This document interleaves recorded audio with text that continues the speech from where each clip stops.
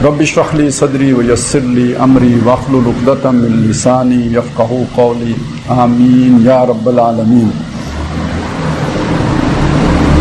رمضان سے پہلے جو ہمارا معمول کا درس چل رہا تھا اس میں ہم پہنچے تھے سورہ قمر کا، ہم نے مطالعہ مکمل کر لیا تھا۔ آج ہم نے سورہ رحمان شروع کرنی ہے یا کرنی تھی، لیکن میرے ارادے میں تھوڑی سی تبدیلی یہ آئی ہے کہ آج ایک خاص موضوع پر گفتگو کرنا چاہتا ہوں، اور اس کی ایک ڈیمانڈ ہے، اس لیے کہ میں نے بعض جگہوں پہ اس طرح کی بات کی ہے تو لوگوں کی سمجھ میں نہیں آئی، اگرچہ کہ میں اس سے پہلے اس کی وضاحت کرتا رہا ہوں۔ تو ایک تقاضا پیدا ہوا کہ یہ جو ڈیپ سٹیٹ اور اسٹیبلشمنٹ عام طور پہ لوگ اسے ایک ہی سمجھتے ہیں، تو یہ دو علیحدہ علیحدہ چیزیں ہیں، تو یہ ایک تقاضا آیا ہے کہ اس کی ذرا تفصیل سے بات سمجھ میں آ جائے، اگرچہ کہ اس کی تفصیل میں جاننا اچھی بات نہیں ہے۔ یعنی بعض مضامین کی تفصیل جو ہے مضمون کے لیے یا اس یوں سمجھ لیجئے کہ اس موضوع کے اعتبار سے اچھا نہیں ہوتا ہے، وہ زیادہ تفصیل جو ہے عامیانہ بنا دیتی ہے اس کو۔ اور دوسرا بعض چیزوں میں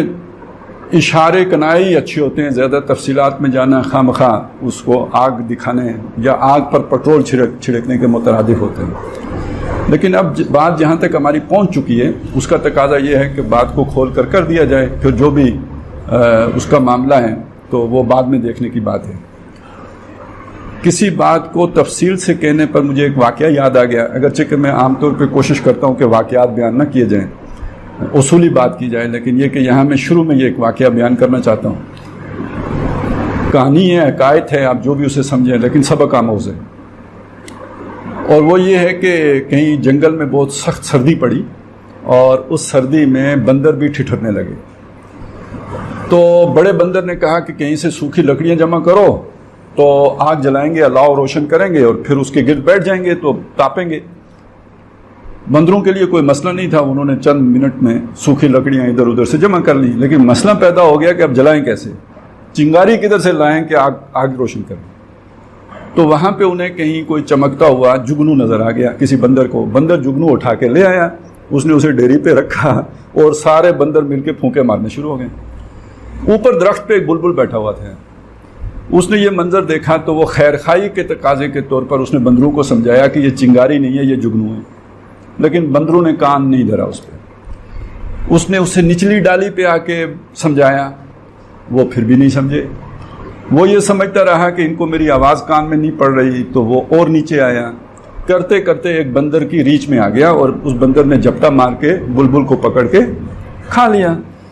تو اس میں مورل لیسن یہ تھا کہ سمجھانے کے لیے بھی فاصلہ رکھنا بہت ضروری ہے، یعنی اتنی ڈیٹیل میں نہیں جانا چاہیے سمجھانے میں کہ آپ اپنی جان سے جائیں۔ تو لیکن یہ کہ بعض اوقات یہ رسک بھی لینا پڑتا ہے، خیر خائی کا تقاضا یہ ہے، بات کی ابلاغ کا تقاضا ہو جاتا ہے، تبلیغ کا تقاضا ہو جاتا ہے، آپ کو زیادہ رسک بھی لینا پڑتا ہے۔ تو جو چیز میں سمجھانا چاہتا ہوں، اصل میں ڈیپ سٹیٹ ہم جس چیز کو کہتے ہیں وہ اسٹیبلشمنٹ نہیں ہے، ڈیپ سٹیٹ ایک عالمی نیٹ ورک ہے اور یہ شیطانی نیٹ ورک ہے۔ اب میں چاہتا ہوں کہ اس کے تمام اجزاء آپ کے سامنے بالکل کھول کے رکھ دوں، جیسے کوئی آخری دفعہ مرتا بندہ جیسے وصیت کرتا ہے، وہ اسی درجے میں سمجھ لیجیے۔ قرآن مجید نے ابلیس اور آدم علیہ السلام کا جو جھگڑا ہے 7 دفعہ اسے بیان کیا، یہ 7 دفعہ بیان کرنا اس کی اہمیت کو واضح کر رہا ہے کہ ایک کتنا بڑا آپ کا، جسے اللہ بتا رہا ہے کہ آپ کا دشمن ہے۔ آپ کو انڈیا دشمن نظر آتا ہے، آپ کو امریکہ دشمن نظر آتا ہے، آپ کو فلانا دشمن نظر آتا ہے، آپ کو ڈھینگڑا دشمن نظر آتا ہے، وہ جس کو اللہ بتا رہا ہے سب سے بڑا دشمن ہے، اس کو کوئی اتنا سیریس دشمن ماننے کے لیے تیار نہیں۔ تو جب آپ اسے اس درجے میں سیریس نہیں لیں گے تو وہ پھر جدھر سے چاہے گا آپ کو تن کے رکھے گا، آپ کو پتہ نہیں چلے گا۔ آپ جو ہے نا لکیریں پیٹتے رہیں گے، سانپ نکل جائے گا، آپ کو نہیں پتہ چلے گا، سانپ تک آپ کبھی نہیں پہنچ سکیں گے۔ تو پہلے سانپ کو پہچانیں، سانپ کون ہے؟ انسانیت کا، اب یہ میں مسلمان نہیں کر رہا ہوں، آدم کی اولاد کا، وہ ہندو ہو، سکھ ہو، پارسی ہو، یہودی ہو، عیسائی ہو، مسلمان ہو، اچھا وہ اس کی نیشنلزم جو بھی ہو، وہ پٹھان ہو، وہ پنجابی ہو، وہ سندھی ہو، وہ جرمن ہو، وہ یورپی ہو، وہ کہیں جو ہے نا اسکینڈینیوین ہو، جس نسل کا بھی ہو، اولاد آدم کا دشمن کون؟ دشمن نمبر 1 ازرو قرآن، شیطان۔ پہلے یہ بات سمجھ لیں، یہ ایک دفعہ میں نے کوشش کی تھی کہ وہ 7 کے 7 مقامات پر درس دوں، لیکن یہ کہ اور وہ حزب الشیطانی سمجھانے کے لیے تھا تاکہ اس کے سارے پہلو اجاگر ہو جائیں. قرآن مجید نے جتنے اعتبارات سے اس کو بیان کیا ہے، لیکن یہ کہ وہ تفصیلی چیزیں لوگ اتنا سننے کے لیے تیار نہیں، اور یہ تو میں چاہتا بھی نہیں ہوں. بس خلاصہ آپ کے سامنے رکھ رہا ہوں کہ سب سے بڑا دشمن آپ کا شیطان. نمبر 2، شیطان انسان پر کیسے کیسے حملہ کرتا ہے. دیکھیے ایک چیز ہم جانتے، وہ غلط نہیں ہے، وہ صحیح ہے کہ شیطان جو ہے نا انسان کے دل کے ساتھ تھوتنی لگا کے رکھتے، یہ حدیث میں آیا ہے. اور جب انسان کا دل غافل ہوتا ہے، یعنی اللہ کی یاد سے غافل ہوتا ہے، تو وہ اسے پمپ کرنا شروع، یعنی اس کے نفس امارہ کو بھڑکاتا ہے. یعنی جو ہماری جبلتیں ہیں ان کو مزید بھڑکانا، یعنی سیکس کا جذبہ ہے تو اس کو بھڑکا دے گا، بھوک کا جذبہ ہے تو اس کو بھڑکا دے گا، لالچ کا جذبہ ہے تو اس کو بھڑکا دے گا، قبض چھیننا جھپٹنا قبضہ کرنے کا جذبہ ہے تو اس کو بھڑکا دے گا. تو یعنی پوزیس کرنے کا جو مادہ ہے، ڈومینیٹ کرنے کا جو مادہ ہے، یہ جتنی آپ کی ارجز ہیں ان کو وہ بھڑکا دیتا ہے اور بڑھا دیتا ہے. الم تر انا ارسلنا الشیاطین علی الکافرین تعوذہم عزا. آپ نے نہیں دیکھا ہم شیاطین کو بھیجتے ہیں کافروں کے اوپر، وہ ان کو اور اچھال کر، مطلب اور غصہ دلا کے اور ان کو گرم کرتے ہیں، یعنی حملہ آور ہونے کے لیے انہیں آمادہ کرتے ہیں. تو معلوم ہوا کہ شیطان اپنی فوج تیار کرتا ہے جو بھی اپنے اس کے مخالفین ہیں ان کے خلاف، اور وہ فوج جنوں میں سے بھی ہوتی ہے اور فوج انسانوں میں سے بھی ہوتی ہے. یہ بھی قرآن مجید میں اس کا بھی ذکر ہے کہ وَاسْتَفْزِزْ مَنِ اسْتَطَعْتَ مِنْهُمْ بِصَوْتِكَ وَأَجْلِبْ عَلَيْهِمْ بِخَيْلِكَ وَرَجَلِكَ. ان کو اپنی آواز سے بھی گمراہ کرو اور ان پر چڑھا کے لے آؤ اپنے پیادے بھی اور اپنے شاہ سوار بھی. پیادے یعنی پیدل فوج. تو اس سے یہی قیاس کیا جا سکتا ہے کہ مراد انسان ہے جو نظر آتے ہیں، جو سامنے آتے ہیں، اور شاہ سوار یعنی جنات کے ذریعے سے بھی حملہ کرو ان کے اوپر اور پیادوں کے ذریعے سے بھی حملہ کرو. اب میں پھر زیادہ تفصیل میں نہیں جاؤں گا، میں صرف اتنا اشارہ کر دوں کہ جنات کا جو جن لوگوں کے ساتھ تعلق ہوتا ہے اس کو ایک لفظ میں اگر آپ بیان کریں تو وہ جادو ہے. ٹھیک ہو گیا؟ یعنی اس لفظ کو سمجھنا، یہ جادو کوئی معمولی شے نہیں ہے. یہودی جادو کرتے تھے، اور یہ کہ وہ محمد الرسول اللہ پہ بھی کر گئے. ٹھیک ہے، اٹیمپٹ تو ہو گئی. اور یہ کہ اس میں وہ کتنی مہارت رکھتے تھے کہ وہ فرشتے بھی آ کے ان کو جادو سکھا کے گئے ہیں. تو اس سے آپ اندازہ لگائیں کہ بھئی یہ کتنا مؤثر ہتھیار ہے شیطان کا جسے آپ جادو کہتے ہیں. ٹھیک ہے، تو اس کے بہت سارے یعنی پہلو ہیں. جادو کوئی ایک قسم کا نہیں ہے، جادو سینکڑوں قسموں کا ہے. یہ جو آپ کے ساتھ یہ والا چکر ہوتا ہے تعویذ ہو گیا، یہ سب بکواس ہے، یہ سب ڈکوسلا ہے، یہ تو سب فراڈ ہے. یہ تو پیسے اینٹھنے کے لیے یہ سارا کام کیا جاتا ہے. اصل میں جو جادو ہے وہ کئی اعتبارات سے، اس کو میں اس تفصیلات میں نہیں جا رہا ہوں. اب آگے چلیں. یہ جتنے بھی یعنی یوں سمجھیں کہ ایک کرامت وہ ہوتی ہے کہ جو اللہ کی طرف سے کسی ولی اللہ کی ظاہر ہو جاتی ہے، وہ اس کی مرضی سے نہیں ہوتی.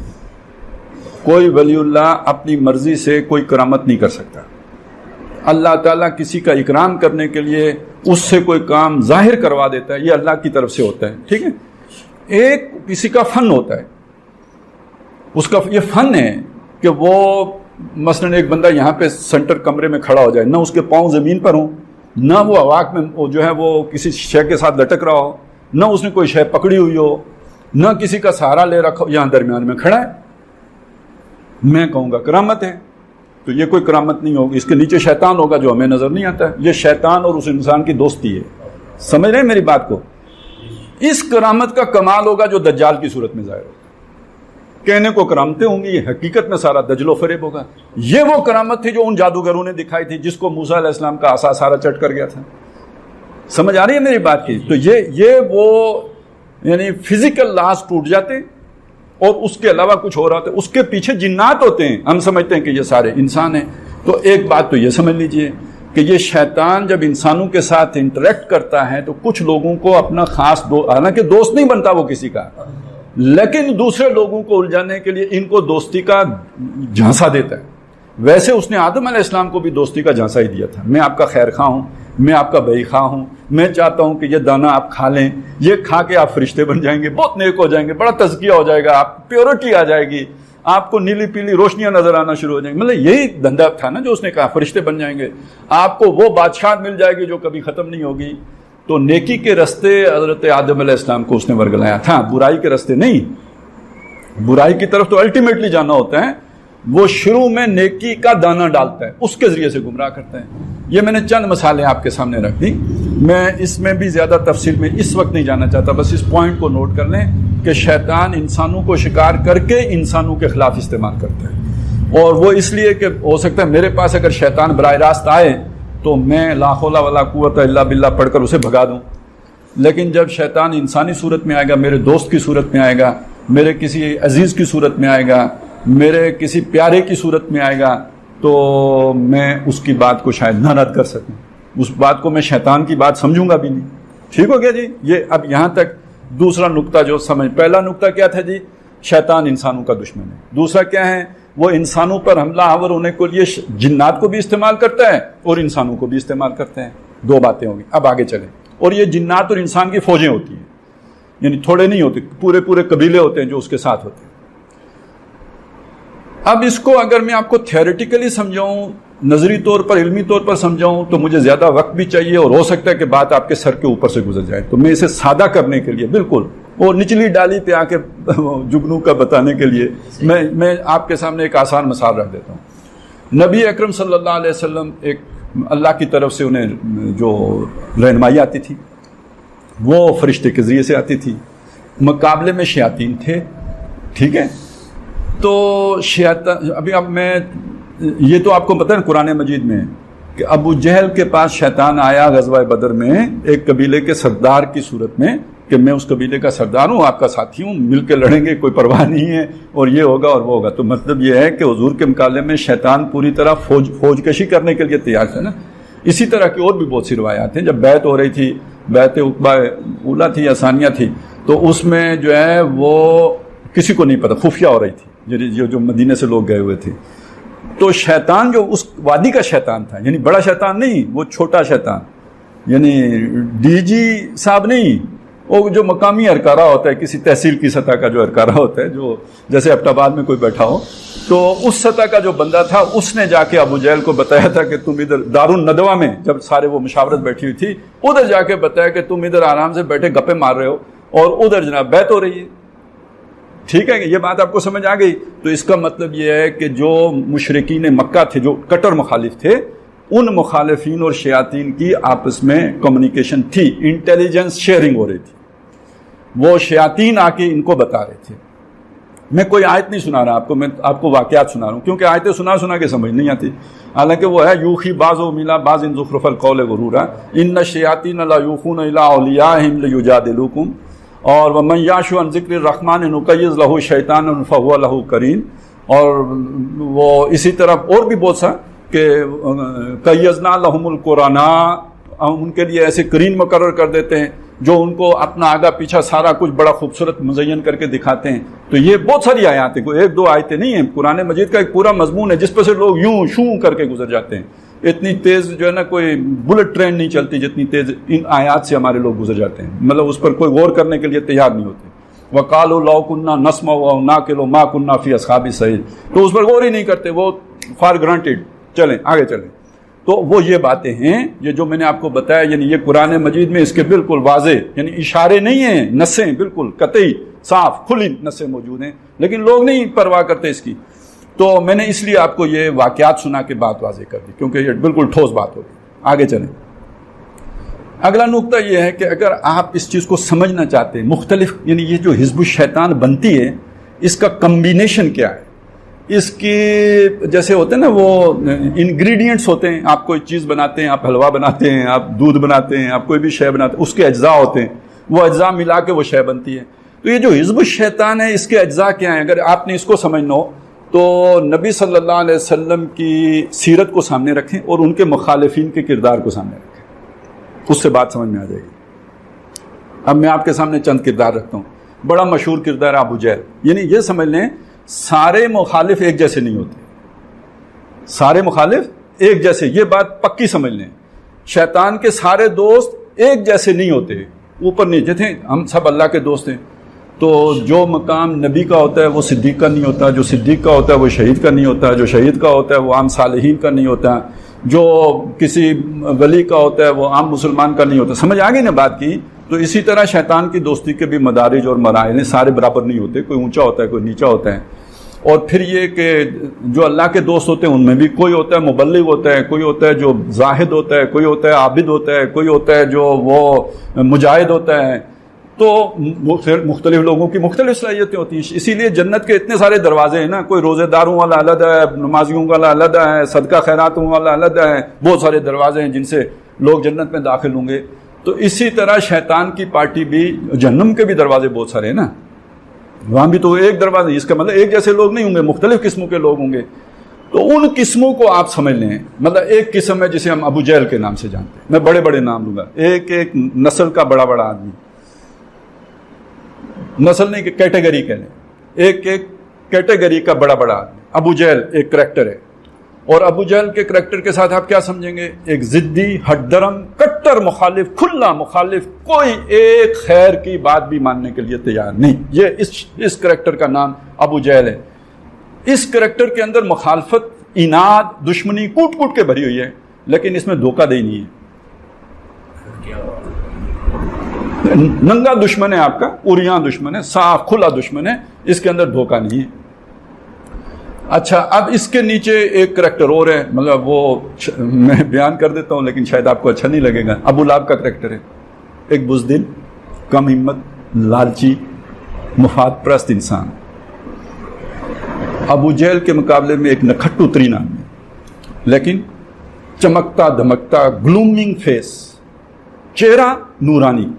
ابو لہب,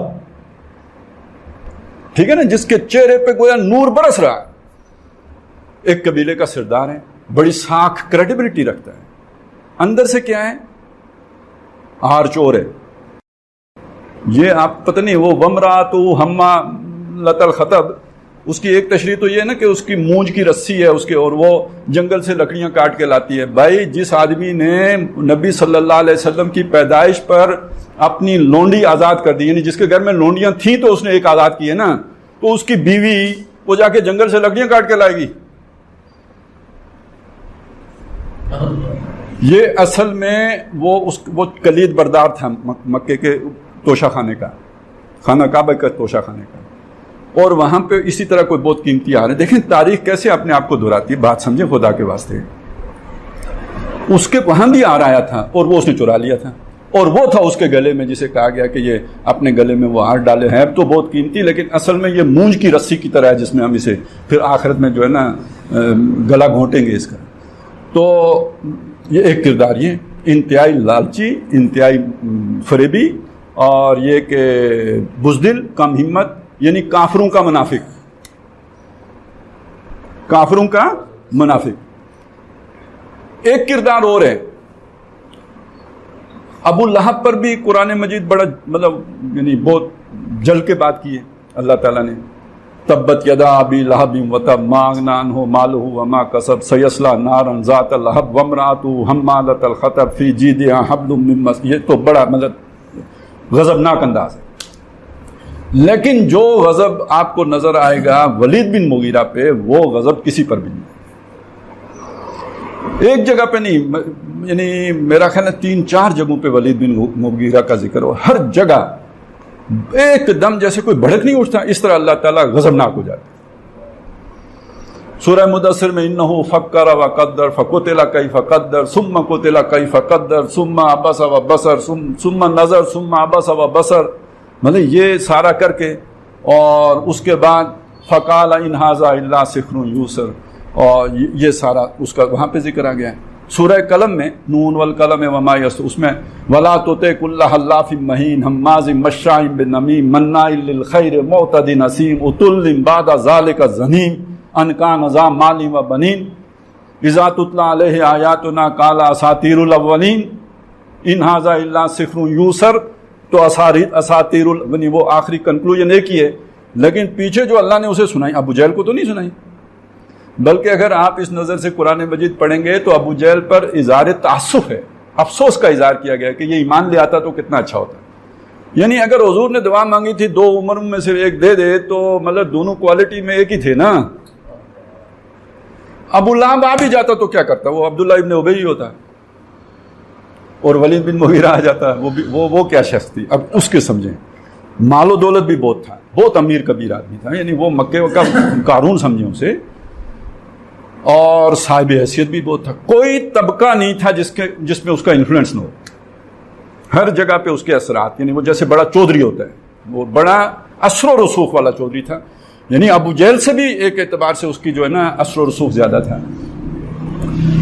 اس کا معاملہ کیا تھا؟ اس کا معاملہ یہ تھا کہ وہ نبی صلی اللہ علیہ وسلم کا اس طرح کی مخالفت نہیں کرتا تھا جیسے ابو جہل مخالفت کرتا ہے, اس طرح کی بھی مخالفت نہیں کرتا تھا جیسے ابو لہب کرتا ہے. وہ کیا کرتا تھا؟ اسے کہو شاعر ہیں, وہ کہتا نہیں شاعر نہیں ہے. اسے کہو کاہن ہے, وہ کہتا نہیں کاہن ایسے نہیں ہوتے, یہ بالکل کاہن نہیں ہے. اب اس کا نتیجہ کیا نکلے گا؟ اس کا نتیجہ یہ نکلے گا, جو سادہ لو بندہ اس کے پاس جائے گا وہ سمجھ لے گا کہ یہ انصاف پسند آدمی ہے. ٹھیک ہو گیا. جب وہ اپنے ٹرانس میں لے لے گا اپنا اس نے اپنا آپ ظاہر کر دیا کہ میں تو بڑی غیر جانبدارانہ رائے رکھتا ہوں, یہ سارے کہتے ہیں شاعر ہیں, میں مانتا ہوں شاعر نہیں ہے. یہ سارے کہتے ہیں یہ کاہن ہے, میں کہتا ہوں کاہن نہیں ہے. اس کے بعد کہتے ہیں یہ پرانا جادو ہے جو چلا آ رہا ہے. اب مجھے بتائیں وہ بندہ پکڑ لے گا یا نہیں پکڑ لے گا؟ سمجھ آئیے بات کی؟ نہیں سمجھ آئی. وہ شخص کے جو آدھی بات قبول کر کے پھر انکار کرے, یہ بڑا دشمن ہے. یہ بڑا دشمن, یہ ابو جہل سے بڑا دشمن ہے. اس لیے اللہ تعالیٰ اس پر زیادہ غصہ ہو رہے ہیں کہ یہ بندوں کو زیادہ خراب کرنے ہو. جو مخالف ہیں اس کی سنے گا کون؟ ابو جہل کی کون سنے گا؟ ٹھیک ہے نا. ابو لہب جو لالچی گھٹیا انسان, اس کی کون مانے گا؟ اس کا تو کوئی کریڈیبلٹی نہیں ہے. لیکن یہ کریڈیبل بندہ ہے کیونکہ اس نے اپنی کریڈیبلٹی بنائی ہے. ٹھیک ہے جی. 3 قسم کے مخالفین آپ کے ساتھ. اب چوتھا بھی ہے ایک, نظر بن حارث. وہ کیا کریکٹر ہے جی؟ اس نے کہا یار کوئی علیحدہ ایکٹیویٹی جنریٹ کرو, کاؤنٹر نیریٹو لے کے آؤ. یہ اس کلام کے اندر اتنا اثر ہے کہ یہ لوگوں کو اپنی طرف کھینچ لیتا ہے. آپ کچھ ایسا کرو کہ لوگ ادھر کھینچیں. تو کیا کریں؟ انہوں نے کہا یار خوبصورت لونڈیاں لے کے آؤ, رقص کریں, ناچیں کودیں. ٹھیک ہے جی. شام کو پارٹیاں ہوں. اچھا اس میں قصے, یہ قرآن میں قصے ہیں, نوح علیہ السلام کا قصہ ہے, یوسف علیہ السلام کا. آؤ ہم بھی آپ کو جو ہے نا رستم کے قصے سنائیں, اور جو ہے نا اس طرح ایرانی بادشاہوں کے قصے سنائیں. یہ اس نے پورا, یعنی اس وقت آپ یوں سمجھ لیجئے کہ ایک لونڈیاں خریدی, ادھر سے قصے منگائے, یہ پورا ایک پروجیکٹ ہے نا, اس پہ کام کیا اور اس کو لانچ کیا. اس کا ذکر سورہ لقمان کے ابتدائی آیات میں ہے, اور لہو الحدیث کے عنوان سے ہے کہ وہ لوگ کہ جو لہو الحدیث خریدتے ہیں, یہ ایک کریکٹر ہے. یعنی لوگ قرآن کی طرف نہ جائیں, مقابلے میں کوئی ایسی پرکشش چیز لے آؤ کہ لوگ اس کی طرف اٹریکٹ ہو جائیں. اب اس کی ایک مثال وہ بھی ہے نا جو سورہ جمعہ کے آخر میں آتی ہے, وَإِذَا رَأَوْا تِجَارَةً أَوْ لَهْوًا انفضوا إِلَيْهَا وَتَرَكُوكَ قَائِمًا قُلْ مَا عِندَ اللَّهِ خَيْرٌ مِّنَ اللَّهْوِ وَمِنَ التِّجَارَةِ. تو یہ اہل ایمان چلے گئے تھے نا اس چیز کی طرف. وہ جو یہ کوئی کافر تو نہیں گئے تھے. تو اس کا مطلب ہے جو گئے ہیں ان کو بھی ریکلیم کرو, ان کو بھی واپس لے کے آؤ. تو کوئی ایکٹیویٹی جنریٹ کرو, کوئی خوبصورت بات کرو جس کی طرف آپ لوگوں کو لے کے آؤ. یہ کریکٹر ہے چوتھا کریکٹر. کچھ کریکٹر اور ہیں جنہیں میں بائی نیم نہیں جائیں, مطلب میں اس کو نام کے ساتھ آپ کے سامنے, ہو سکتا ہے کہ وہ ان کے اوپر انہی میں سے کسی پر اطلاق ہو جائے اس کا, لیکن میں وہ آیتیں آپ کو سنا دیتا ہوں, اس سے آپ کو اندازہ ہوگا. لیکن وہ مدینے میں وہ کریکٹر ہے, وہ کریکٹر مکے کا نہیں ہے, وہ کریکٹر مدینے کا ہے. اب مدینے میں بھی کئی کریکٹر ہیں, مطلب یہود کا کریکٹر ہے, عبداللہ ابن ابی کا کریکٹر ہے, ابو عمر راہب کا کریکٹر ہے. یہ سب مختلف قسم کے کریکٹر ہیں. ابو عمر راہب بھی ایک نیک آدمی تھا, یعنی پیر قسم کا بندہ تھا بڑا, اس سے بھی یعنی دم درود اس کا چلتا تھا. وہ شف کرے تو بندہ ٹھیک ہوتا تھا, ایسا نہیں کہ ٹھیک نہیں. ظاہر ہے آپ کے پیچھے اگر شیاطین کی سپورٹ آپ کو حاصل ہے, وہ کسی شیطان نے اندر گھس کے میری اندر مروڑ دی تو مجھے تو درد لگے گا نا. اب اس کے ایک انسان دوست نے آ کے شف کی اور اس نے چھوڑ دی اور میں تو ٹھیک ہو گیا, وہ تو خام میرا پیر ہو گیا. تو یعنی یہ چکر بھی تو چلتا ہے. یہ نہ سمجھیں کہ جس کی شف سے بندہ ٹھیک ہو جاتا ہے وہ بندہ واقعی پہنچا ہوا ہوتا ہے. وہ ہو سکتا ہے دوسری طرف پہنچا ہوا ہو, کیونکہ دجال کی شف سے بھی بندے ٹھیک ہوں گے, اسی طرح ٹھیک ہوں گے. تو یعنی یہ پیری فکری والا چکر بھی تھا جسے آج آپ کہیں گے صوفیزم. ٹھیک ہے, میں اس صوفیزم کی بات نہیں کر رہا جو اسلام میں تھا, جو عبد القادر جیلانی کا تھا, جو شمس تبریز کا تھا, جو نظام الدین اولیاء, میں اس کی نہیں بات کر رہا. میں آج کی بکواس جس صوفیزم کو بش سپورٹ کر رہا ہے میں اس کی بات کر رہا ہوں. جو ہمارے سروں پہ مسلط رہا ہے میں اس صوفیزم کی بات کر رہا ہوں. اور جو اس وقت مروج ہے مغرب میں بھی ہے اور ہمارے یہاں بھی آ رہے ہیں.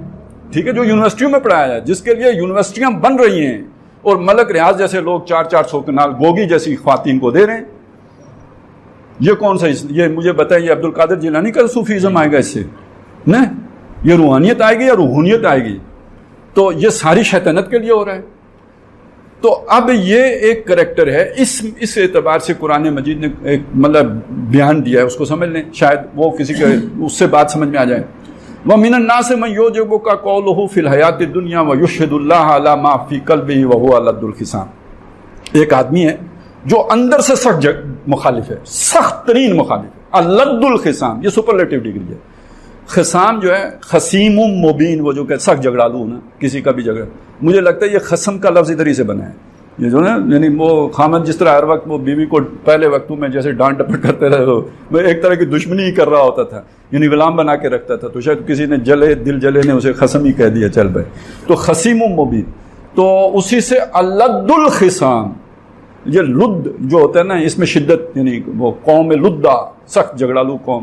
تو اوپر سے خصام اور الد, افعال و تفضیل کا وزن, تو یعنی اس مبالغہ اس سے زیادہ نہیں ہو سکتا تھا جتنا کہ کر دیا گیا کسی کے جھگڑالو ہونے کا. اندر سے اتنا بڑا دشمن, لیکن اوپر سے کیا ہے, جب آپ سے آپ کے ملے گا نبی صلی اللہ علیہ وسلم تو اس کی باتیں آپ کو بھائیں گی. یعجبو کا قول ہو فی الحیات, دنیا کے معاملات میں ایسی خوبصورت باتیں کرے گا آپ کا دل کھینچ لے گا, اور جو اس یعنی قسمیں بھی کھائے گا اللہ. وَيُشْهِدُ اللَّهَ عَلَى مَا فِي, اپنے دل پر اللہ کو گواہ بنائے گا, میں مخلص, میں آپ کا واری جانے والا, وفادار, آپ کا دلارا, فلانا فلانا فلانا. یہ کہانیاں بھی سنائے گا.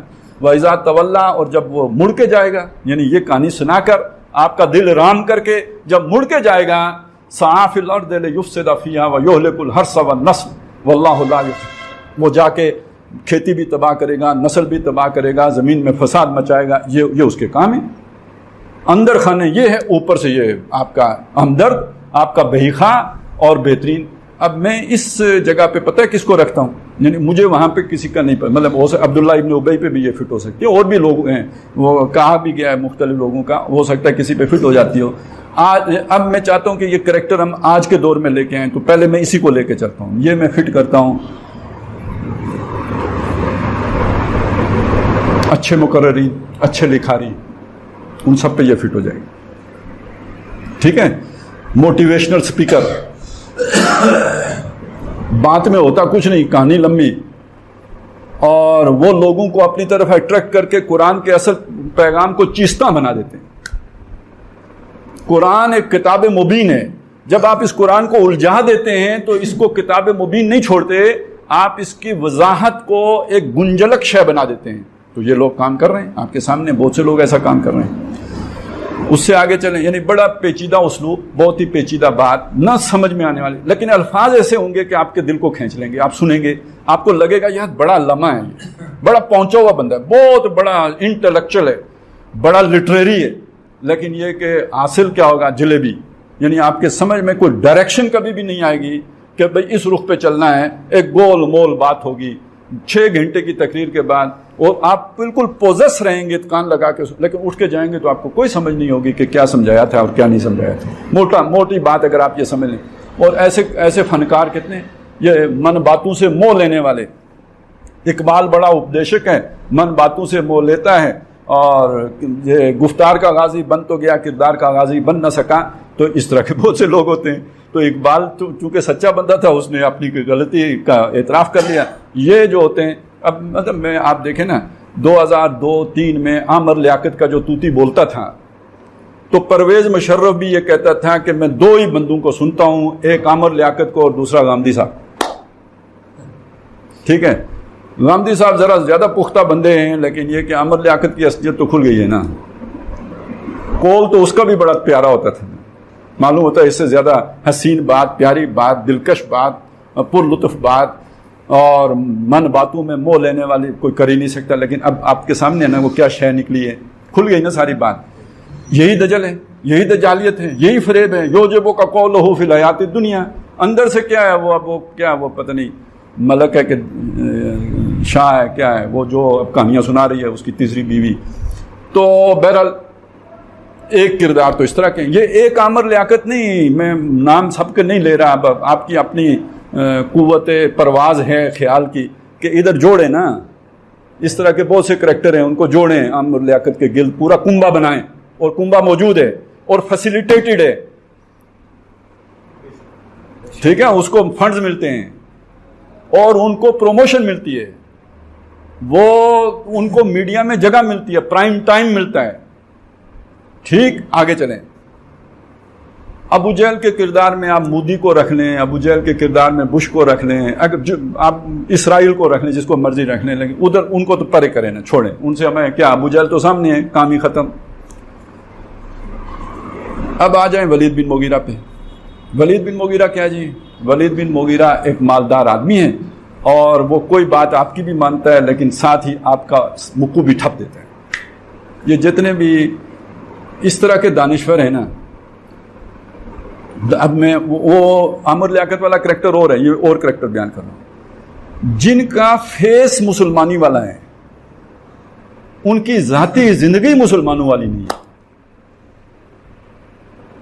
جوانی ان کی کوئی اور کرتوتوں میں گزری ہے, نوکریاں انہوں نے ساری زندگی شیطانوں کی ہیں, آج بھی انہی کی پینشن لے کے وہ جو ہے نا وہ اپنا عیاشیوں کے سامان کر رہے ہیں. لیکن ہمارے سامنے بڑے وہ مسلمان, جیسے کہ وہ نہیں شاعر تو نہیں ہے, نہیں کاہن تو نہیں ہے, نہیں, اسلام تو بڑا مغربی نظام سے بڑا اچھا نظام ہے, لیکن خود اپنی زندگی میں ہو سکتا ہے نماز روزہ بھی نہ ہو. ان جن کو ہم کہتے ہیں اسلام پسندے, اسلام پسند تو ہیں, اسلام پرست نہیں ہے. تو یہ بھی پورا ایک طبقہ ہے, اور ان کو بھی, مطلب میں کسی کا نام نہیں لینا چاہتا, لیکن آپ اگر سمجھدار ہیں تو آپ سمجھ سکتے ہیں کہ یہ پورا گروہ کون سے ہے. ان کو بھی ٹی وی پہ بھی جگہ ملتی ہے, ان کو بھی پلیٹ فارم مہیا ہوتے ہیں, انہیں اخبارات میں بھی جگہ ملتی ہے, اور یہ آپ کے پاس اپنی بات پہنچانے کا ان کے لیے ہر سہولت, ان کو بھی فیسیلیٹیٹ کیا جاتا ہے کہ ان کی باتیں بھی آپ تک پہنچیں. اب آ جائیں جناب ابو لہب والے کردار پر اور نضر بن حارث والے کردار پر. جو لوگ اپنا ضمیر بیچ کے ہر طرح سے, یعنی انہیں کوئی پرواہ نہیں ہوتی, ہر مطلب بیوی بھی داؤ پہ لگا دیتے ہیں, ان کو تو ابو لہب کی جگہ پہ رکھ لیں. جو ترقی کرنے کے لیے بیویاں بھی استعمال کر لیتے ہیں, انہیں ابو لہب کی جگہ پہ رکھیں. ٹھیک ہو گیا. اب آ جائیں نضر بن حارث. نضر بن حارث نے کیا کیا تھا جی؟ کھیل, گانا بجانا, تو اب وہ ساری چیزیں انڈسٹری بن چکی ہیں. تمام فلم انڈسٹری, تمام ڈرامہ ہیں, تمام اداکاریاں, ٹھیک ہے, یہ فنکار, یہ جو فنکار ہیں یا صداکار ہیں, ان کو تو جوڑ لینا نضر بن حارث کی لونڈیاں اور غلاموں کے ساتھ. انہی کے ساتھ جوڑے سپورٹ انڈسٹری کو, نہیں سپورٹس انڈسٹری, کیوں ایک سپورٹ تو نہیں ہے نا, کرکٹ بھی ہے, ٹینس بھی ہے, ہاکی بھی ہے, کبڈی بھی ہے, پتہ نہیں کیا کیا ہے. یہ سارے مل کے, اب دیکھیے یہ کتنے قسم کے مخالفین ہو گئے. اس کے ساتھ اب آپ کچھ چیزوں کو جوڑیں. عرب بھی یہ سارے تھے, پیشہ ان کا کیا تھا جی؟ ویسے تو لوٹ مار بھی کرتے, ڈاکہ زنیاں بھی کرتے تھے, تجارت بھی کرتے تھے. تو تجارت میں بھی آپ مرغیاں رکھیں گے نا, 2 دفعہ نفع ہوگا, تیسری دفعہ ہیں. کچھ لوگ ہوتے ہیں وہ ایک, جیسے وہ جہاز ساؤنڈ بیریئر کراس کر جاتے ہیں نا, وہ جو ہے نا یہ ڈیفیسٹ لیول کراس کر جائے, ان کو پھر نقصان نہیں ہوتا. نیور. ایک لیول سے جب اوپر چلے جاتے ہیں پھر ان کا نقصان نہیں ہوتا. ان سارے سرمایہ داروں کو بھی رکھیں بیچ میں جو نقصان سے پاک ہو گئے. اور دنیا میں بزنس ہے. میں ایک مثال آپ کو دوں گا, پھر اس بزنس کی طرف آؤں گا. یہ مجھے, چونکہ میں نے ایک زمانے میں یہ جو ہمارے دکان ہوتی تھی اس پہ میں نے کام کیا ہے, وہ تھوک کا ہمارا کام تھا سگریٹوں کا. اس زمانے میں سگریٹ ملتے تھے پرمٹ پہ, ہر کسی کو نہیں ملتے تھے. جس کے پاس پرمٹ ہوتا تھا پرمٹ پہ ملتے تھے, اور باقاعدہ وہ کارڈ, جیسے راشن کارڈ ہوتا تھا ایسے کارڈ ہوتا تھا, اور کمپنیاں ہوتی تھی جن سے جا کے لے کے آنے ہوتے تھے. تو اسی زمانے میں, یعنی میری سامنے یہ ہوا کہ 2 نمبر سگریٹ آنا شروع ہو. میرا گولڈ لیف ہے تو اگر وہ جو ہے نا آپ کو ملتا ہے پتہ نہیں آج کل کیا ریٹ ہوگا, یوں سمجھ لیں 100 روپے کی اگر اس وقت 10 ڈبیاں ملتی تھی تو یہ والا جو 2 نمبر آتا تھا یہ 60 روپے کا مل جاتا تھا. اور اس کی کوئی راشن بندی بھی نہیں تھی, یہ تو کھلا مل جاتا تھا. ہم دکان پنڈی جائیں آپ, وہ ننکاری بازار میں, وہاں سے آپ کو مل جائے گا, آپ لے کے آ جائیں. اور ادھر اب ایک آدمی نے 100 روپے کا اگر وہ 10 ڈبیاں خرید کے 12 روپے کی ایک ڈبی بیچی ہے تو وہ 120 روپے اس نے 20 روپے کمائے, اور جس نے 60 روپے کا لایا اس نے 60 روپے کما لیے. تو وہ کیوں نہیں وہ 60 روپے والا لے کے آئے گا؟ یہ کرتے کرتے کرتے یوں آج کل تو زیادہ وہی بکتے ہیں. ہر زیادہ بکنے والا سگریٹ جو ہے اس کا 2 نمبر سگریٹ مارکیٹ میں موجود ہے. شروع میں ہم نے سمجھا کہ یار یہ فاٹا میں بنتا ہے, کرتے کرتے کرتے کبھی سمجھ نہیں آئی یار یہ 2 نمبر سگریٹ کدھر سے آتا ہے. اتنا بالکل ویسا ہی ہوتا ہے. اب میں آپ کو بتاؤں وہ کدھر سے آتا ہے. اب مجھے پتہ لگ گیا ہے وہ کہیں اور سے نہیں آتا. جس جگہ پہ 1 نمبر بنتا ہے وہیں پہ 2 نمبر بھی بنتا ہے, اور ان کی کوالٹی میں بھی کوئی بہت بڑا فرق نہیں ہوتا. ایک ہی فیکٹری بناتی ہے. جو وہ ٹیکس کے تھرو باقاعدہ رجسٹرڈ ہو کے نکلتے ہیں تو وہ 1 نمبر ہوتا ہے, اور جو بغیر ٹیکس کے گیٹ سے باہر ہو جاتے ہیں مل ملا کے وہ 2 نمبر ہوتے ہیں. ٹھیک ہو گیا جی, سمجھ آ گئی بات کی.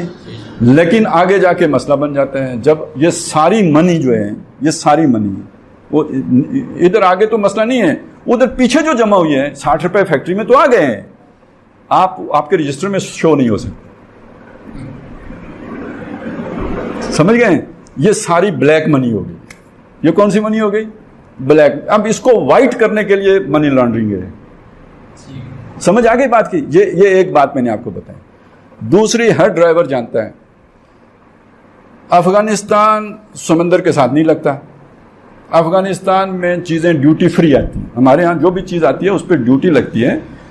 اس کا اندازہ آپ اس سے لگائیں کہ جو ہمارے ہاں 12 لاکھ کی گاڑی ہوگی وہی نئی نویلی گاڑی افغانستان میں 3 لاکھ کی مل جاتی تھی. پرانی, مجھے اب کے ریٹوں کا نہیں پتا, بہت پرانی بات بتا رہا ہوں. یعنی یہ باقی ساری ڈیوٹی ہے نا, 9 لاکھ روپیہ ڈیوٹی ہے جو آپ کو دینی پڑے, کسٹم ڈیوٹی ہے جو بھی ہے.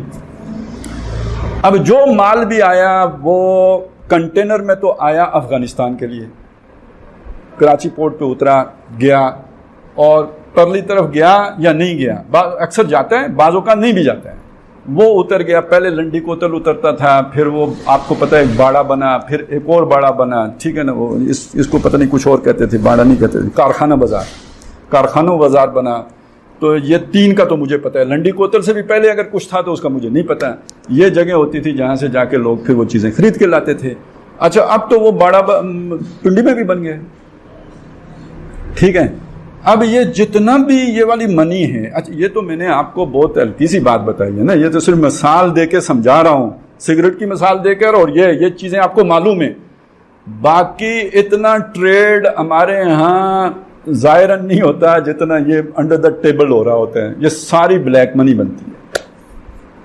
ایک دفعہ آج سے 15-20 سال پہلے کی بات ہے, BBC کی ایک رپورٹ تھی یار کہ پاکستان میں کبھی سونا نہیں نکلا, لیکن پاکستان میں اتنا سونا آتا کدھر سے ہے؟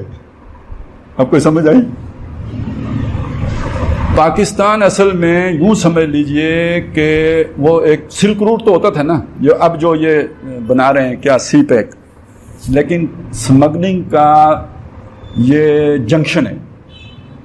پوری دنیا میں جو سمگلنگ ہو رہی ہوتی ہے نا, یہ ساری جو چائنا میں جا رہی ہے, آ رہی ہے, افغانستان ہے, انڈیا ہے, یہ ایک وقت میں ساری پاکستان کے تھرو ہی جا رہی ہوتی. آپ سوچتے ہیں ہمیں لوٹ کے کھا گئے, کھسوٹ کے کھا. اصل مسئلہ کیا ہوتا ہے, بول کوئی نہیں سکتا, بولے کیسے بیچارہ. اصل میں یہ ساری جو منی کوئی ایان علی لے کے جا رہی ہوتی ہے, اور کوئی وہ چپراسی مقصود کے پاس آ رہی ہوتی ہے, اور کیا ہوتا ہے یہ ساری یہ بلیک منی یہ والی ہوتی ہے, ٹھیک ہے. یہ ٹیکس بچانے کے چکر میں ہوتا ہے. کوئی اس طرح کوئی کک بیکس بھی ہوں گی لیکن وہ بہت تھوڑا ہے, اصل تو بڑی شے ہے.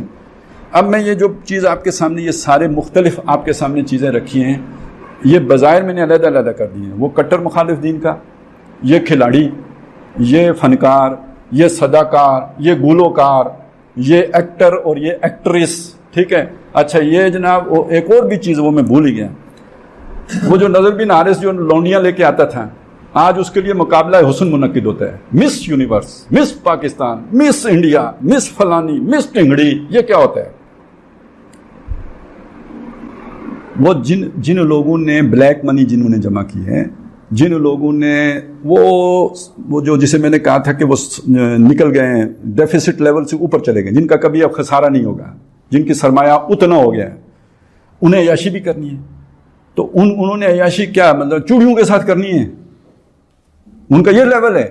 نہیں، انہوں نے دنیا کا حسن، جیسے کبھی بادشاہ اپنے محل میں لا کے جمع کرتے تھے تو انہوں نے تو اسے انجوائے کرنا ہے، تو اس کی کوئی گریڈیشن بھی ہونی چاہیے نا. سمجھ آئی؟ تو وہ گریڈیشن کر کے دیتے ہیں تو اسی کے مطابق پھر ریٹ مقرر ہوتے ہیں. اب یہ سارا مل کے تو حزب الشیطان بنتی ہے. یہ اکیلے ان میں سے کوئی ایک اکیلا جز نہیں ہے، یہ سارے اجزاء جمع ہو کے تو حزب الشیطان بنتی ہے. اور یہ آپس میں کنیکٹڈ کیسے ہوتے ہیں اب میں آپ کو بتاؤں، وہ بھی مثال ہی سے سمجھ لیں. آپ کیا سمجھتے ہیں کہ ایان علی اگر کسی کے پیسے لے کے جا رہی ہے دبئی، تو وہ جیسے میں نسوار کی پوڑی جیب میں ڈال کے کراچی چلا جاؤں، اس طرح کا معاملہ ہے؟ یا اس کو کوئی مطلب ہے کہیں آگے فونیں بھی ہوں گی کہ بھئی ہمارا بندہ جا رہا ہے، ہمارا کیریئر جا رہا ہے، اس کو چھیڑنا نہیں ہے؟ میں نے ساری باتیں، مطلب ہیروئن امریکہ تک پہنچتی تھی نا، کیسے پہنچتی تھی یار؟ ابھی ایک آپ کے سامنے کی مثال ہے 4-5 سال پہلے کی. بھئی ایک ٹماٹروں کا ٹرک جا رہا تھا ہماری ادھر ہی گاؤں کا ہے نا، تو وہ جو مقبوضہ کشمیر میں پکڑا گیا، ہماری تو ساری پوسٹیں کراس کر گیا نا. ادھر کوئی مطلب خر دماغ آ گیا ہوگا جس نے اسے پکڑ لیا، وگرنہ یہ کہ لائن تو کلیئر ہو گئی. ادھر سے کلیئر تھی تو ادھر سے بھی کلیئر ہونی تھی. بیچ میں کبھی کوئی آ جاتا ہے جو ہے نا، وہ جس کا دماغ کام نہیں کر رہا ہوتا ہے، کوئی مطلب ٹیڑھا بندہ آ جاتا ہے. وہ سکھ بھی ہو سکتا ہے، وہ ہندو بھی ہو سکتا ہے، وہ مسلمان بھی ہو سکتا ہے، خر دماغ کہہ لیں آپ، یعنی ان کے اعتبار سے جو خر دماغ بیچ میں آ گیا وہ بھائی. یا کبھی کبھی وہ شیطان خود بھی پکڑوا دیتے ہیں، شیطان تو ہوتا ہی ایسا ہے. تو بہرحال یعنی اس میں آپ یہ دیکھیں کہ دنیا کا جو حسن ہے اس کی گریڈیشن. اچھا، اس کے ذریعے سے پھر ٹیلنٹ ہنٹ، یہ ٹیلنٹ ہنٹ جو میں نے لفظ استعمال کیا، یہ کیا ہے؟ دنیا کے ذہین، فتین، کارآمد، باصلاحیت لوگوں کو شکار کرنا ہے، ان کو خر دماغ نہیں بننے دینا ہے، ان کو اپنے ساتھ ٹیم کرنا ہے، اپنے ساتھ ملانا ہے. یہ کرنے کے لیے کیا کیا جاتا ہے؟ یہ کرنے کے لیے جناب پارٹیاں ہوتی ہیں. ان پارٹیوں میں ڈانس کرنے کے لیے وہی ملکہ حسن آتی ہے، ٹھیک ہے؟ وہاں پہ شراب کے دور بھی چلتے ہیں، بنگلے ہوتے ہیں، اس کے پیچھے جو ہے نا وہ کمرے ہوتے ہیں، عیاشی کا سارا سامان ہوتا ہے. وہیں پہ ویڈیوز بن جاتی ہیں. ویڈیو کی کہانی اب سمجھ آئی ہے؟ ویڈیوز بن جاتی ہیں. کوئی بندہ آگے نہیں جا سکتا جب تک اس کی ویڈیو نہ ہو، کیونکہ کل اگر یہ خردماغ ہو جائے تو اسے قابو بھی تو کرنا ہے نا، ٹھیک ہے؟ آگے جانے ہی نہیں دیں گے جب تک کہ آپ کا ہینڈل ان کے ہاتھ میں نہ آئے. تو ہینڈل دو ہی ہیں، یا تو آپ کی وہ والی ویڈیو یا آپ کی مالی کرپشن ہو جس پر آپ کو کل پکڑا جا سکے، کوئی پاناما لیکس کی جا سکے. اس کے بغیر اوپر وہ ساؤنڈ بیریئر سے اوپر نہیں ہے، وہ ڈیفیسٹ لیول سے اوپر نہیں جانے دیتے، اسے نیچے ہی رکھیں گے، اس چھت کے نیچے رکھیں گے. باہر جانے کی اجازت آپ کو اس سلطنت سے تب ملے گی جب آپ اپنا ہینڈل ان کے ہاتھ میں پکڑائیں گے. اور ہینڈل کیا ہے؟ آپ کی ویڈیو ان کے پاس ہونی چاہیے، آپ کی اولاد کی ویڈیو ہونی چاہیے، آپ کی، ٹھیک ہے؟ وہ جو بھی اب تو یہ سب مل کے تو حزب الشیطان بنتی ہے. اور یہ جو حزب الشیطان ہے یہ ڈیپ سٹیٹ ہے.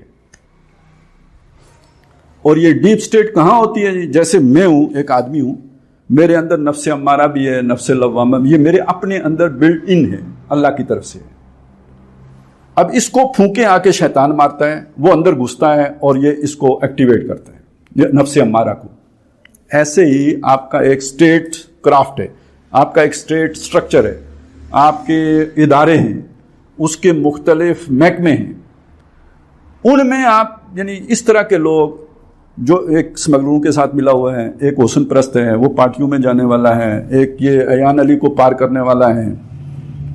وہ ایان علی پکڑی بھی اسی، ادھر بھی ایک خردماغ نے پکڑ لی، بعد میں اسے وہ مارا گیا بیچارہ. اس نیٹ ورکنگ کا اندازہ لگاؤ کہ وہ پھر بچتا نہیں ہے.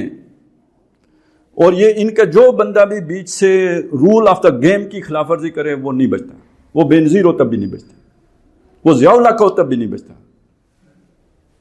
یہ تو یہاں پہ تو مطلب سیدھا مطلب یہ ہے موت، اس کے علاوہ اس میدان کے اندر اور کچھ نہیں ہوتا. اور اس میں پھر جادو بھی کام کرتے ہیں، یعنی بندے کو وہ شیاطین کے رابطے کے ذریعے سے وہ اگر کوئی گڑبڑ کر رہا ہے تو شیاطین آگے بتائیں گے، یہ آلات نہ بھی بتائیں تو شیطان بتائیں گے کہ بھئی یہ سب کچھ ہو رہا ہے. تو یہ سمجھ لیجئے کہ اب ایک یہ ہمارا ہائی اسکول ہے، اس کے ایک ہیڈ ماسٹر صاحب ہیں، وہ نیک آدمی ہیں. اس میں 3 شیاطین ٹیچر آ جاتے ہیں، انہوں نے آپس میں ایکا کر لیے. وہ لڑکوں کو بھی ورگلائیں گے، وہ اور بھی چپراسی کو بھی ساتھ ملائیں گے، وہ پورا ایک جو ہے نا ہو سکتا ہے گاؤں کے بھی 2-4 آدمیوں سے رابطے کر کے ایک پریشر بلڈ کر لیں. وہ کوشش ان کی یہی ہوگی کہ اسکول کو اپنی پالیسیز کے مطابق، اپنی مرضی کے مطابق، اپنی ڈائریکشن کے مطابق لے کے چلیں. پورا سٹرکچر کو وہ ہائی جیک کر لیں گے. یہی ملکوں کے ساتھ ہوتا ہے. اب اس میں جا کے ایک وقت میں بعض اوقات یعنی جسے ہم کہتے ہیں مقتدرہ یا اسٹیبلشمنٹ کا مطلب میں فوج نہیں لیتا، میں نے پہلے بھی وضاحت کیا، اس میں یہ سارے ادارے آتے ہیں، پارلیمنٹ بھی آتی ہے، اس میں بیوروکریسی، سول بیوروکریسی بھی آتی ہے، عدلیہ بھی آتی ہے، سب مل کے اسٹیبلشمنٹ بنتی ہے.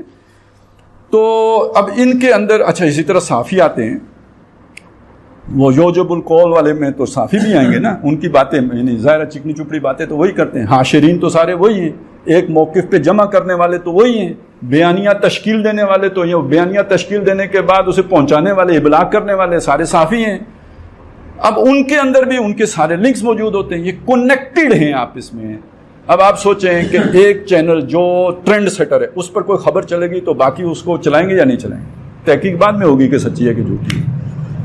جب ایک خبر آ جائے گی کہ بھائی طالبان نے کوڑے مارے ہیں ایک خاتون کو، تو وہ تو 5 سال کے بعد پتہ چلے گا بھائی فیک ویڈیو تھی، لیکن ٹھکا ٹھک بریکنگ نیوز تو سارے چینل پہ آ جائے گی، سارے اخبارات میں مضامین لکھنا تو شروع ہو جائیں گے.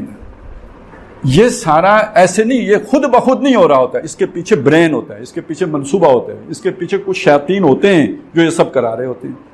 اور اسی طرح پورا عالمی سمگلنگ کا نیٹ ورک ہے، اسلحہ سمگلنگ بھی ہوتی ہے، منشیات سمگلنگ بھی ہوتی ہے، یعنی یہ 2 نمبر کام بھی سارے ہوتے ہیں. یہ ایک نیٹ ورک ہوتا ہے جو کر رہا، آپ کو نظر نہیں آ رہا ہوتا، آپ کو لگتا ہے کہ وہ جناب یہ یہاں سے ٹرک ویسے ہی گزر گیا، وہ ویسے نہیں گزرا ہوتا، وہ جو چکوٹھی سے پار ہو گیا ہوتا ہے اس کے پیچھے پوری نیٹ ورکنگ ہوتی ہے، تب وہ پار ہو جاتا ہے، ویسے وہ نہیں پار ہو سکتا ہے. لیکن اس میں ادارہ نہیں ملوث ہوتا ہے، وہ ایسے افراد ہوتے ہیں، اسی حساب سے ان کی ڈیوٹیاں لگ جاتی ہیں. کوئی کہیں بیٹھا ہوتا ہے جس نے اس سب کو مطلب وہ چلانا ہوتا ہے.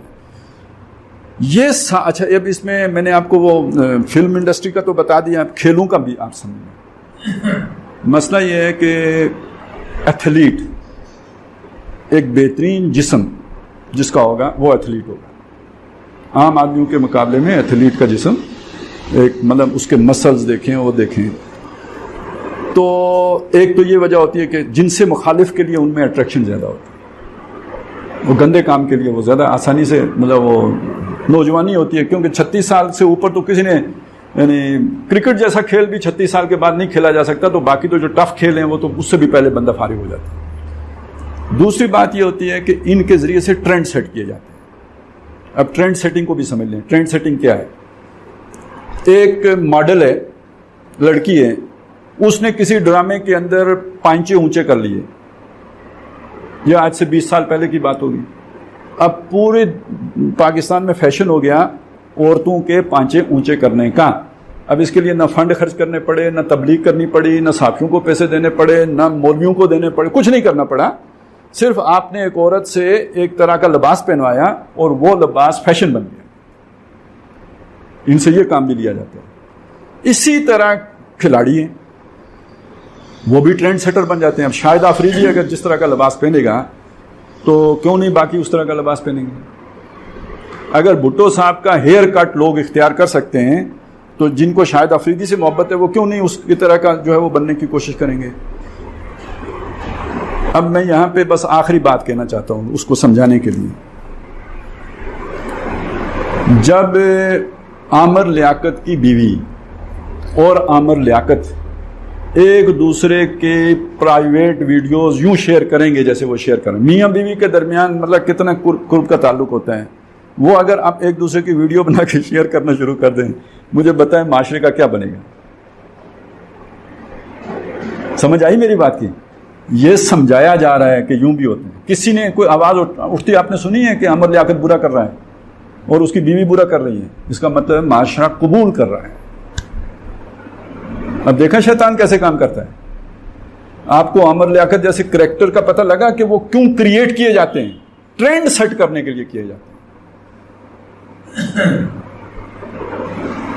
अब अगर खान साहब ने इद्दत के दौरान निकाह कर लिया है, किसी फिका में इसकी इजाजत नहीं, होता ही नहीं है, निकाह ही नहीं होता, उन्होंने कर भी लिया, यार कोई बोला भी है। जरा आप एक और चीज को सोचें, एक आदमी की बीवी है पहले से मौजूद, उसका पड़ोसी उसके साथ याराना लगा लेते हैं और वो बीवी अपने खामन से कहती है मुझे तलाक दे, मैं उससे शादी करूंगी। क्या ख्याल है, जब माशरे में ये शुरू हो जाए माशरा बचेगा? तबाही है या नहीं है? इमरान खान साहब ने ये ट्रेंड नहीं सेट करके दे दिया आपको?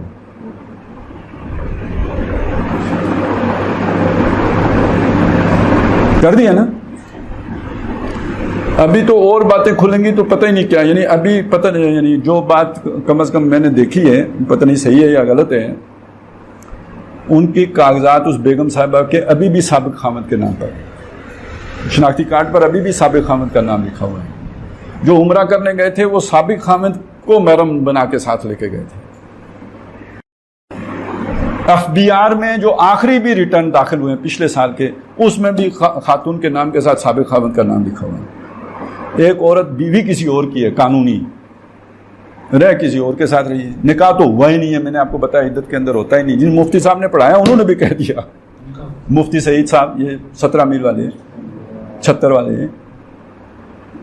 तो मुझे अब आप ये बताएं, माशरे में अगर इस चीज को माशरा पी जाता है, इस चीज पर माशरा रिएक्ट नहीं करता है, इस पर कोई नहीं बोलता है, तो एक खामोश तबलीग होगी या नहीं होगी? फिर कहते हैं जी मौलवियों का आवाज कैसे बेअसर हो। भाई शैतान ने पूरे अपने वो क्रिएट किए हैं मॉडल, और उनसे वो एक ऐसा काम करवा देता है कि सारे मौलवी मिलकर उसका असर नहीं जाहिर कर सकते। तो माशरे में तो ये वाले काम चल रहा है। अब इसमें अगली बात यह है कि यही जो डीप स्टेट है, ये जब किसी मुल्क को तबाह करने पे आती है तो ये तमाम एक्टर एक्टिव हो जाते हैं। कौन से एक्टर? वो स्मगलर, वो सारे स्मगलर एक्टिव हो जाएंगे। वो ये जो बयानिए बनाने वाले और तश्कील देने वाले उस तरह की बातें शुरू कर देंगे। वो जो सरमायादार उस लेवल के हैं वो अपने फंड जो है ना वो स्क्वीज कर लेंगे। अब वो जो है ना उस तरह IMF और वर्ल्ड बैंक की बाहरें नहीं रहेंगी, सऊदी अरब हाथ खींच लेगा। यानी ये फिर आपको श्रीलंका बनने से कौन बचा सकता है? कोई हमला करने की जरूरत नहीं है। आपने कहीं पॉलिटिकल इंस्टेबिलिटी पैदा करनी है तो ये देखें ना, अब हमारे यहाँ एक बंदे को पागल कर दें और वो सारे यानी देखें रूल ऑफ लॉ की धज्जियां उड़ा। कुफर पर कहते हैं माशरा कायम रह सकता है, जुल्म पर नहीं रह सकता। हमारे इस वक्त जो मुल्क के सारे हालात हैं ना, ये टोटली तबाही की तरफ लेके जाने वाले हैं। और ये डीप स्टेट है जो लेके, और पहली दफा मतलब एक कोशिश है एस्टेब्लिशमेंट के हाथों के वो बचाना चाहती है। लेकिन ये कि अब आप ये इसको इस तरह समझ लें कि एक आदमी है वो शराब का आदी हो गया, वो चाहता है मैं छोड़ दूं, चले हीरोइन का आदी हो गया, शराब तो मतलब फिर भी छोड़ दे, हीरोइन तो नहीं छोड़ी जा सकती ना, चाहता भी है छोड़ दूं तो नहीं छूटती नहीं है, ये काफिर मुंह से लगी। जब आप पूरी तरह शैतान के शिकंजे में आ जाएं तो फिर आप छुड़ाना भी चाहें तो वो आपको छोड़ने के लिए नहीं छोड़ेगा। इसको हम लोग कहते हैं यार ये स्प्लिट है। स्प्लिट नहीं होता। असल मसला ये होता है कि अंदर खाने दो ताकतें होती हैं, जैसे नफ्से लव्वामा और नफ्से अम्मारा है, ऐसे ही स्टेट लेवल पर भी एक शैतानी ताकत कार फरमा होती है जो किसी को तबाह करना चाहती है।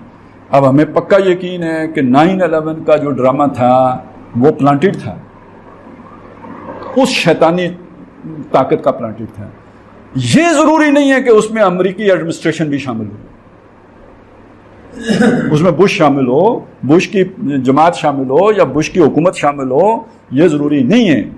لیکن یہ کہ بہرحال بڑے بڑے لوگ اس میں شامل تھے تب جا کے وہ ہوا ہے، مگر نہ ہو نہیں سکتا. اس میں ایئر فورس کے لوگ بھی ہوں گے، اس میں پینٹاگان سے متعلق جو ان کی جو بری افواج ہیں ان کے لوگ بھی ہوں گے، ان کی سول جو چیزیں دیکھنے والے لوگ ہیں، انٹیلیجنس والے جو ہیں، CIA جو ہے، ہر جگہ پہ بندہ ضرور موجود ہوگا. جیسے ہمارا تبادلہ آپریشن ہو گیا، یہ ضروری نہیں ہے کہ آپ کی ہائر کمانڈ اس میں ملوث ہو، لیکن فیسیلیٹیشن تو تھی نہ کہیں آ کے ہیلی کاپٹر اترے ہیں، ان کو جناب فیول دیا گیا ہے، وہ درخت کاٹے گئے ہیں جہاں سے کوئی خطرہ تھا کہ وہ ٹینیاں لگ جائیں گی ہیلی کاپٹر کو. یہ سارا کام کسی نے کیا ہے تب ہوا ہے نا، اس کے بغیر تو نہیں ہو سکتا تھا. تو یہ امریکیوں نے تو آ کے یہ سارے کام نہیں کیے، یہ اندر سے ہوئے ہیں. تو یوں ڈیپ اسٹیٹ ایکٹ کرتی ہے اور اس وقت وہ پوری طرح پاکستان کے اوپر حملہ آور ہے اور اس پورے نظام کو طے و بالا کرنا چاہتی ہے. اب دیکھیں ملک یہ اسپیشل ہے اللہ کا، ہماری اس میں کوئی وہ نہیں ہے طاقت کہ جس طرح شکنجہ کسا گیا ہے یہ ملک بچے، اس کے بچنے کا بظاہر اب کوئی امکان نظر نہیں آتا. لیکن یہ کہ وہ ایک دیوار تھی نا جو خضر سیدھی کر گئے تھے، بستی والے بڑے نا انجار تھے، انہوں نے خضر اور موسیٰ کو بھی کھانا نہیں دیا. انہوں نے کہا بھی ہم بھوکے ہیں بھائی ہمیں دے دو، انہوں نے کہا نہیں نتھنگ ڈوئنگ. لیکن وہ دیوار سیدھی کر گئے تھے. اس کے باوجود سے کچھ لوگ ہوتے ہیں کہ جہاں اللہ کا منصوبہ چل رہا ہوتا ہے، یہ بڑی دلچسپ بات ہے کہ اللہ کا منصوبہ جیسے پانی کے اوپر لکڑی تیر رہی ہوتی ہے نا، اس طرح اللہ کا منصوبہ شیطانی چالوں کے اوپر چل رہا ہوتا ہے. جیسے اللہ کا منصوبہ تھا کہ یوسف مصر پہنچ جائے، شیطان کا منصوبہ تھا یوسف قتل کیا جائے. اس نے بھائیوں کو بھڑکا دیا، انہوں نے جا کے قتل کرنے کی کوئی ایک بھائی بیچ میں سے بولا، اس نے کہا قتل کرنے کے بجائے کنویں میں ڈال دو، وہ سب کا اتفاق ہو گیا. اب شیطان کا منصوبہ ناکام ہو گیا، وہ کنویں میں چلے گئے. دوسرے وہ قافلے والے آئے، انہوں نے کہا جی اچھے پیسوں پہ بکے گا، چلو لے جاتے ہیں اس کو. لے گئے مصر. تو مصر پہنچانا کون چاہتا تھا؟ ٹھیک ہے، لے کے جانے والا ایک بھی اس لیے نہیں کر رہا تھا کہ اللہ کا منشا پورا کریں، وہ تو اپنی غرض سے کر رہے تھے. تو یہاں پہ یہ سارے چور جو شیطان کے ساتھ جڑے ہوئے ہیں یہ سب اپنے لیے کر رہے ہوتے ہیں، لیکن اسی میں اللہ کی تدبیر چل رہی ہوتی ہے. فالذین کفروا هم المکیدون، جو کافر ہیں وہ اللہ کی چال میں آئے ہوئے ہوتے ہیں. انہیں لگتا ہے کہ ہم چالیں چل رہے ہیں، حقیقت میں وہ اللہ کی چال میں آئے ہوئے ہوتے ہیں. اللہ کی چال ان سے بڑی ہوتی ہے. فوق کل ذی علم علیم، ہر علم والے کے اوپر ایک علیم ہے، مستقل علم رکھنے والا ہے. تو اس سے ہمیں امید ہے ایک واحد سہارا یہ ہے کہ وہ کوئی بہتری کی صورت پیدا کر لے، لوگوں کو ہوش آ جائیں. نہیں تو بس ٹھیک ہے، اب تو مطلب صرف یہ پھر پاکستان کا خاتمہ نہیں ہوگا، یہ پورے بر عظیم پاک و ہند سے مسلمانوں کی ایسی کی تیسی پھرے. ہندوستان کے حالات دیکھ رہے ہیں، وہ تو تلے ہوئے ہیں وہاں سے مسلمانوں کی نسل کشی پر. یہ اب ویسٹ میں لوگ اس کی جو ہے نا وہ پیشن گوئیاں کر رہے ہیں کہ بھائی ایتھنک کلینزنگ ہونے والی ہے مسلمانوں کی، یہاں پہ جینوسائیڈ ہونے والا ہے. اور یہ اگر ہماری بھی سارا کچھ ٹھپ ہو گیا تو پھر ہمیں چھوڑیں گے. تو بہرحال وہ جو ہم پچھلے ہمارے وہ تھے نا سارا کہ قرآن سے جڑو، یہی سارا ہے، یہی بچت ہے. تو اصل میں مسئلہ یہ سمجھ لیں، میری اپنی ایک سوچ ہے، آپ کے سامنے رکھ دیتا ہوں. میں نے اس سے پہلے یہ بات نہیں کی ہے، آپ کے سامنے نہیں کی ہے، ایک ہی دفعہ کسی اور جگہ پہ کی ہے. وہ یہ ہے کہ میرا ماننا یہ ہے کہ شیطانوں کے مقابلے میں آپ کا محافظ اللہ تعالیٰ فرشتوں کو بناتا ہے. اور یہ قرآن مجید کی یوں سمجھ لیں، اب میں یہ نہیں کہہ سکتا کہ ہر حرف پر یا ہر لفظ پر یا ہر آیت پر، یہ سمجھ لیں کہ ایک فرشتہ سمجھ لیں جو متعین ہے. جب آپ اس کو حرز جاں بناتے ہیں، آپ اس کا وظیفہ کرتے ہیں، آپ اس قرآن کو اپنا وظیفہ بنا لیتے ہیں، تو یہ یعنی آپ سوچیں نا اگر 6000 سے زائد آیات ہیں تو کتنی بڑے لشکر آپ کی حفاظت پر کھڑا ہو گیا. ٹھیک ہے نا. آیت الکرسی ہے نا، شیطان سے بچاتی ہے نہیں بچاتی؟ تو ایک آیت الکرسی تو نہیں ہے نا. بھائی یہ سمجھ لیں ہماری حفاظت ہر قسم شیاطین جن شیاطین انس ان سب سے حفاظت کا ذریعہ اللہ کی کتاب ہے. تو واعتصموا بحبل اللہ جمیعا، تو یہ تو بچت کا راستہ ہے، بچاؤ کا واحد راستہ اللہ کی کتاب سے جڑ جانا. باقی یہ ایک نقشہ ہے جو آپ کے سامنے میں رکھنا چاہ رہا، صرف آپ کے لیے نہیں تھا، اور بھی بہت سے لوگوں کا سوال تھا، تو میں نے کہا چلیں یہ چیز ذرا کھول کے نزدیک آ کے تو کر دی جائے. اب دیکھیں بندر مانتے ہیں یا کھاتے ہیں، جو بھی ہوگا وہ بعد میں دیکھی جائے گی. اقول قولی ھذا واستغفر اللہ لی ولکم ولسائر المسلمین والمسلمات.